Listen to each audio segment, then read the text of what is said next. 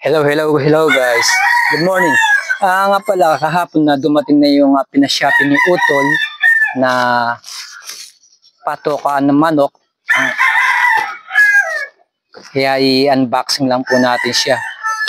Bali, ang in-order niya po ay rubber na patokaan ng manok. Kasi po yung aming patokaan ng manok ay clay pot o yung parang paso na papakita ko sa inyo. So, ganito po siya. So pagka nagpatuka kami ng manok tapos kinalay kayo ng manok or kinayod, madali po siyang babasag. Lalo't pagka medyo matagal na rumurutok po siya. So nakakita si Uto sa online ang which is I think nagustuhan niya at itatry namin. Kaya i-unboxing ko lang, papakita ko sa inyo. Meron pa naman kaming patukaan na ganyan na ano ba tawag dito? Clay pot, mud. Iba naman yung paso, ano. Basta alam ko clay pot ang tawag dito. So, umorder siya ng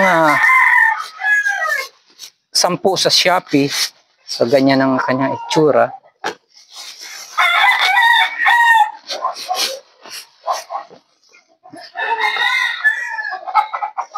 Yan po, napaka-durable nito. Kahit sipa-sipain, umulan, umaraw, syempre wag nyo lang susunugin. Matibay din siya, tsaka mabigat. Worth it naman po yung presyo dahil 18 pesos lamang po ang isa.